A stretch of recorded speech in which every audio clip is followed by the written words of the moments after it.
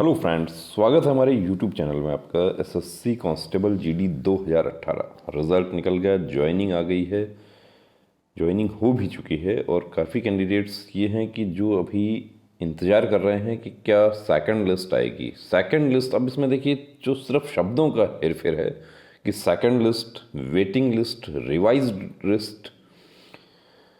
तो यहाँ बहुत सारे कैंडिडेट्स ने आरटीआई लगाया, पीएमओ ऑफिस को भी लिखा, प्रधानमंत्री कार्यालय को लिखा, यहाँ तक कि राष्ट्रपति जी को भी ये लेटर लिखे हैं कैंडिडेट्स ने। आरटीआई लगाई कि ये क्यों होगा, कैसे होगा, वेटिंग लिस्ट। अब मैं आपको ये बता दूं, देखिए ये जो है वीडियो शुरू करने से पहले मैं आपको बता देता हूँ कि सेकंड लिस्ट तो आएगा, 100% आएगा, लेकिन सेकंड लिस्ट, रिवाइज्ड लिस्ट और वेटिंग लिस्ट तीनों में फ़र्क है। अब जो कैंडिडेट्स ने आरटीआई लगाया, उस आरटीआई का क्या जवाब आया है वेट लिस्ट के बारे में स्पेशली, वो इस वीडियो में हम आपको दिखाते हैं। पूरा जो गृह मंत्रालय से जो जवाब मिला है वेटिंग लिस्ट के बारे में, क्या अपडेट गृह मंत्रालय ने कही है, उसको हम देखते हैं। यहाँ पे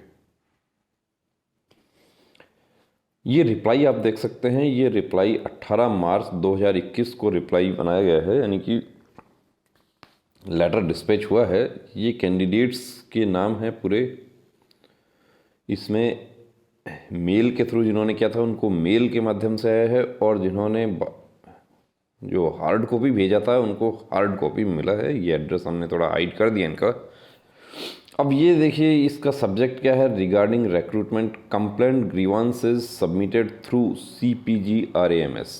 अब ये MHA CPG-RAMS के थ्रू इनका जो लेटर था वो रिसीव हुआ। MHA ने वो लेटर CRPF, चूँकि नोडल एजेंसी CRPF है, भर्ती पूरी प्रक्रिया CRPF देख रही है, तो CRPF के पास चला गया। रिप्लाई CRPF ने बनाया है। क्या रिप्लाई बनाया है, यहाँ कहा गया है, it is to inform that vacancies for conducting recruitment of constable GD exam 2018 in CAPFS is calculated as per instructions guidelines issued by MHA Government of India. Vacancies of Constable GD exam has been calculated state area category wise for selection of candidate against vacancies of respective state UTs।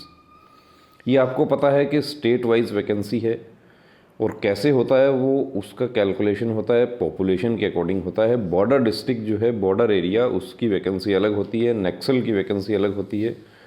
Accordingly, result of Constable GD exam 2018 has been declared by SSC along with state area category wise cutoff marks of last selected candidates and maximum vacancies have been filled। अब यहाँ पर देखिए maximum vacancies have been filled, इसका मतलब सभी vacancy नहीं fill हुई हैं। कौन सी वैकेंसी फिल नहीं हुई हैं वो भी आपको पता है। उदाहरण के लिए हम बात कर सकते हैं, नागालैंड स्टेट की वैकेंसी फिल नहीं हुई है। As such, you cannot be given offer of appointment being not find place in merit list। यानी आपको ये कैंडिडेट्स का जो शिकायत था कि हमने सारे चरण पास कर लिए, उसके बावजूद भी हमें नियुक्ति नहीं दी गई है, तो उसका मतलब क्या है कि आप मेरिट में नहीं आए। एज सच ये हो गया। Further it is also inform that there is no provision to maintain wait list for subject recruitment. यानी अब CRPF ने भी ये बात क्लियर कर दिया। SSC ने ऑलरेडी क्लियर कर दिया था कि वेटिंग लिस्ट का SSC नहीं बनाएगी, वेटिंग लिस्ट का SSC के पास कोई प्रावधान नहीं है, और SSC CGL में भी वेटिंग लिस्ट नहीं बनाती है। लेकिन SSC दिल्ली पुलिस में 20% कैंडिडेट्स का वेटिंग लिस्ट बनाएगी, जिसको जो दिल्ली पुलिस का जो रिज़ल्ट डिक्लेयर हुआ उसमें ये बात लिख दिया। तो ये सब विसंगतियाँ देखिए, आप लोग आगे आएंगे और ये सब पॉइंट जो है वो आप उठाते हैं, आप RTI लगाते हैं, ये सब करते हैं, लेकिन कोई कैंडिडेट जो है, जो पॉइंट हम बता रहे हैं उस पर कैंडिडेट्स जो है कोर्ट की कार्रवाई नहीं कर रहे। आप लोग इधर उधर भटक के आ गए, दिल्ली गए, यहाँ गए, वहाँ गए। जो मेन पॉइंट है कि वेटिंग लिस्ट SSC जारी नहीं करेगी, गृह मंत्रालय ने भी क्लियर कर दिया, CRPF ने क्लियर कर दिया कि हम वेटिंग लिस्ट जारी नहीं करेंगे। लेकिन मैं आपका ध्यान सिर्फ उस पॉइंट की तरफ ले जाना चाहता हूं जहां पर दिल्ली पुलिस का जो रिज़ल्ट SSC ने दिया है उसमें ये बात लिखी हुई है कि 20% कैंडिडेट का एक लिस्ट जो है वो रिज़र्व लिस्ट बनाकर दी जाएगी। यानी वो क्या है, वो रिज़र्व लिस्ट वही वेटिंग लिस्ट है।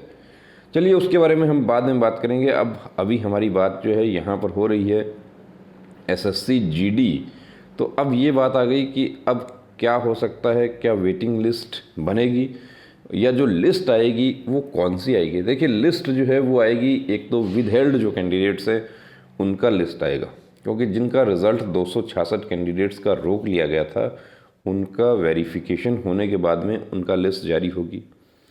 दूसरी चीज़, जो कोर्ट के माध्यम से जो कैंडिडेट जिनका मेडिकल हुआ है कोर्ट के आदेश के ऊपर, उनका रिज़ल्ट जारी होगा, उनको लिया जाएगा, ज्वाइनिंग होगी उनकी, तो उनका भी लिस्ट आएगा। कोर्ट के माध्यम से कुछ कैंडिडेट्स ऐसे भी हैं जो कोर्ट के माध्यम से जीत गए, मेडिकल हो गया उनका, री मेडिकल के लिए पॉइंट था वो हो गया, लेकिन उनके नंबर जो हैं वो लास्ट सेलेक्टेड कैंडिडेट से कम है, तो उनका लिस्ट में नाम नहीं आएगा। लिस्ट में नाम उनका आएगा जो लास्ट सेलेक्ट कैंडिडेट से नंबर ज़्यादा है। कुछ हमारे ऐसे भी साथी हैं जो मेडिकल में फिट हैं लेकिन उनको अनफिट शो किया जा रहा है, उनका जो मेडिकल का पेपर है वो उनकी फाइल से हट गया है। ऐसे हमने बहुत सारे उदाहरण आपको दे दिए हैं। तो दोस्तों वेटिंग लिस्ट का तो देखिए क्लियर हो गया है कि वेटिंग लिस्ट तो नहीं आएगी, ये वेटिंग लिस्ट का आप लोग इंतज़ार नहीं करें। अब कौन कैंडिडेट जो हैं वो मेरिट का इंतज़ार करें, वो कैंडिडेट्स मेरिट का इंतज़ार करें जो 266 कैंडिडेट विदहेल्ड हैं। इसके अलावा कुछ हमारे साथी ऐसे हैं जो सस्पेक्टेड कैंडिडेट के रूप में उनका रिज़ल्ट रोक लिया गया।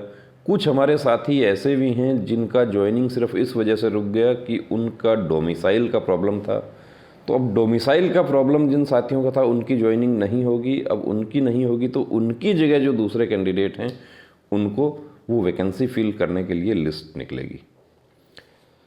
तो किसका नाम आएगा किसका नहीं आएगा ये आप खुद समझ सकते हैं। आपका भी यदि कोई पॉइंट है ऐसा, आप हमारे साथ डिस्कस कर सकते हैं। मेडिकल के जो हमारे साथी हैं जिनका मेडिकल फिट था लेकिन उनको अनफिट शो किया जा रहा है या कट ऑफ से ज़्यादा मार्क्स हैं, उनका सॉल्यूशन। इसके अलावा जो नॉर्थ ईस्ट के जो हमारे साथी हैं या नक्सल के जो साथी हैं, एनेक्सर 8 का जो प्रॉब्लम है उसका भी ऐसा बताया जा रहा है कि उसका सॉल्यूशन होगा, लेकिन वो सॉल्यूशन होने से पहले ज्वाइनिंग हो जाएगी तो क्या होगा। और ज्वाइनिंग तो हो चुकी है, जाहिर सी बात है, CRPF में ज्वाइनिंग हो गया है।